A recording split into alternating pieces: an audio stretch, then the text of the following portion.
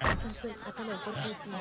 देखत चला बहुत ही अच्छा आहे. कधीपासून म्हणतो की झाड तोडलं पाहिजे. नमस्कार साहेब. नमस्कार नमस्कार नमस्कार नमस्कार. अरे महिला कार्यकर्ता सुद्धा आल्या अरे काय बोल झालं? ना. हे बघून तुम्हाला काय वाटतं? हो काय फिनिशिंग आहे मस्त दिसतंय छे म्हणजे हा निसर्ग पण कसा विचित्र आहे बघा ना. तुम्हाला ही 2 झाडं तोडावी लागतील साहेब. हो जर तुम्ही पेस्टिसाइड्स टाकलं तर हे सडून जाईल. सोमन दादा, हा. ती लोक झाड तोडण्याचं प्लॅनिंग करतायत. काय सांगतोयस?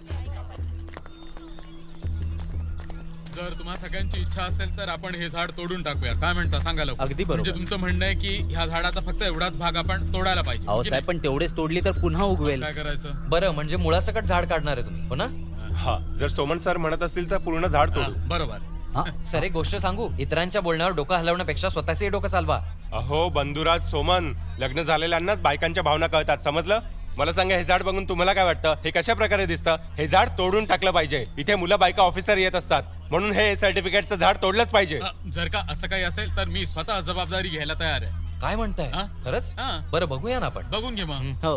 हा बघून घे ना.